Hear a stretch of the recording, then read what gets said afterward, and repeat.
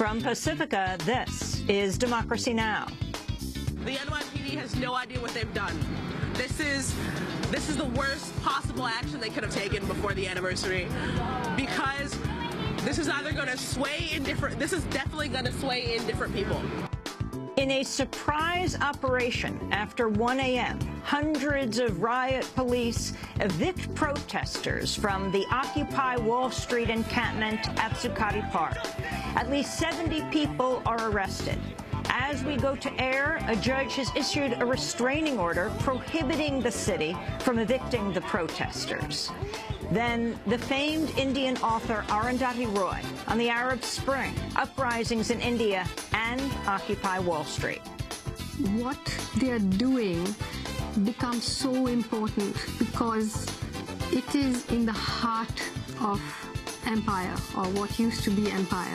And to criticize and to protest against the model that the rest of the world is aspiring to is a very important and a very serious business. All that and more coming up. Welcome to Democracy Now!, democracynow.org, The War and Peace Report. I'm Amy Goodman.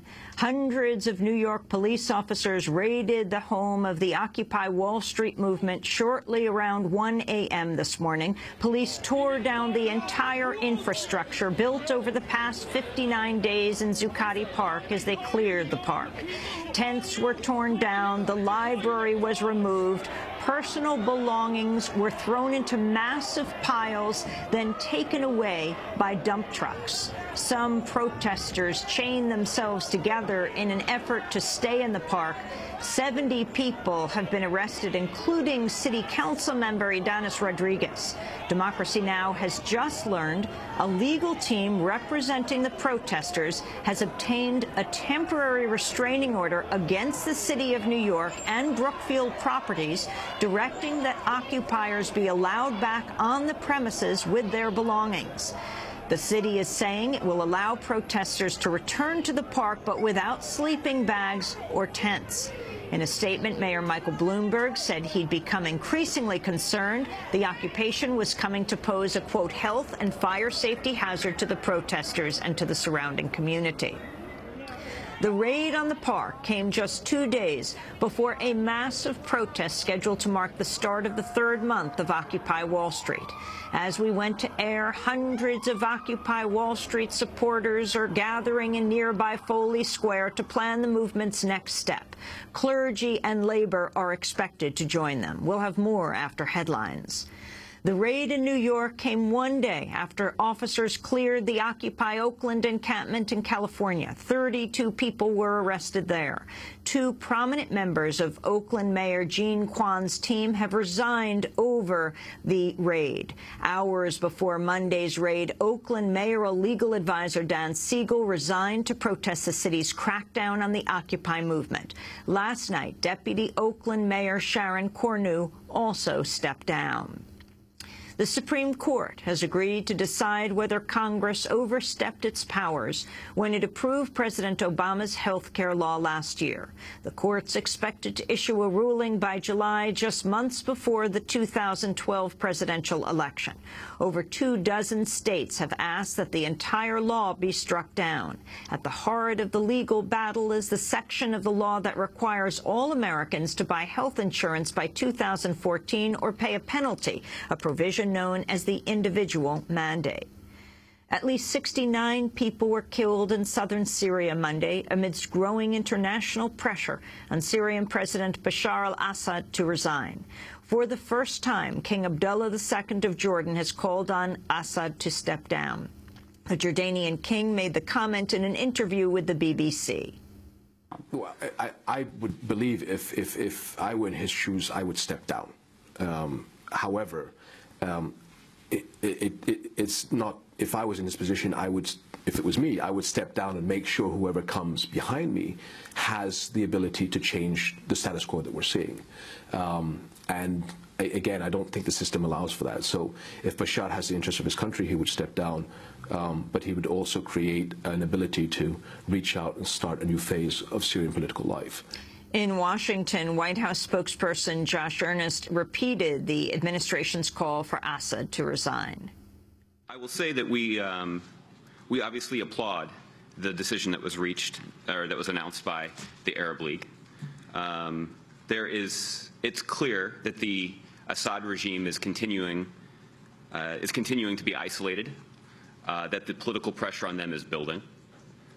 It is clear what the Obama administration's posture is on this, which is that President Assad has lost his legitimacy to rule and should go. Meanwhile, Iraq's defending its decision to abstain from the recent Arab League vote to suspend Syria's membership.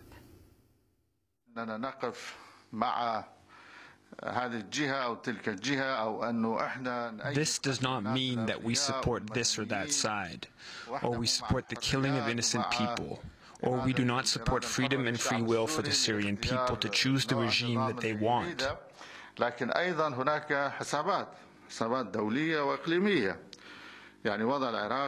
there are also regional and international considerations. Iraq's position is not like a state in North Africa or in the Gulf. Syria is a close neighbor, and what happened in it will affect us. We actually showed reservations on this decision. Iraq's Foreign Minister Hoshyar Zebari. A new scientific study in Japan has revealed radioactive material in parts of northeastern Japan exceeds levels considered safe for farming. The study found the entire Fukushima prefecture is highly contaminated. Researchers looked at cesium-137, which has a half-life of 30 years and therefore could affect the Japanese farming industry for decades. Republican presidential hopeful Herman Cain's back in the spotlight after he struggled to answer a question about his views on Libya. Cain was asked about the issue during an interview with the Journal-Sentinel of Milwaukee.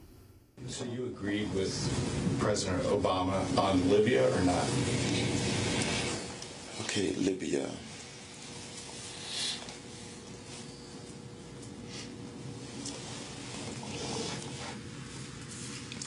President Obama supported the uprising, correct? President Obama called for the removal of Gaddafi. Just want to make sure we're talking about the same thing before I say, yes, I agreed, I know I didn't agree. I do not agree with the way he handled it for the following reason. No, that's a different one.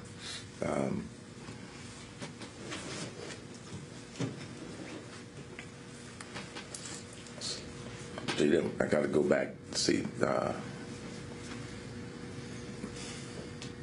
all this stuff twirling around in my head. Specifically, what are you asking me? Did I agree or not disagree with Obama? Republican presidential hopeful Herman Cain talking to the editorial board of the Milwaukee Journal-Sentinel. In other campaign news, Elizabeth Warren has issued her first TV ad in her bid to unseat Republican Massachusetts Senator Scott Brown. In the ad, Warren paints herself as a crusader against the banking industry.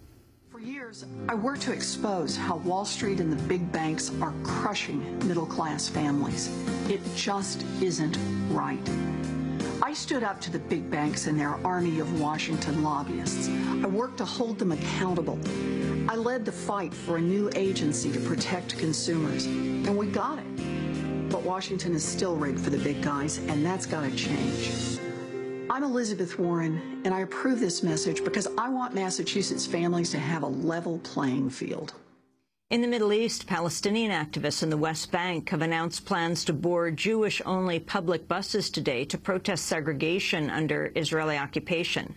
Dubbed the Freedom Rides, the campaign's inspired by the 1961 Freedom Riders who rode interstate buses to challenge the Jim Crow laws of the Deep South. There have been a number of developments in the alleged child rape scandal involving a former assistant football coach at Penn State. Jerry Sandusky was charged earlier this month with 40 felony counts relating to the sexual abuse of children. On Monday, he spoke with NBC's Bob Costas in his first interview since being charged. I am innocent of those charges.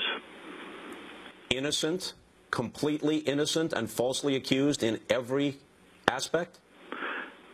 Well, I could say that, I have done some of those things. I have horsed around with kids. I have showered after workouts. I have hugged them, and I have touched their leg without intent of sexual contact.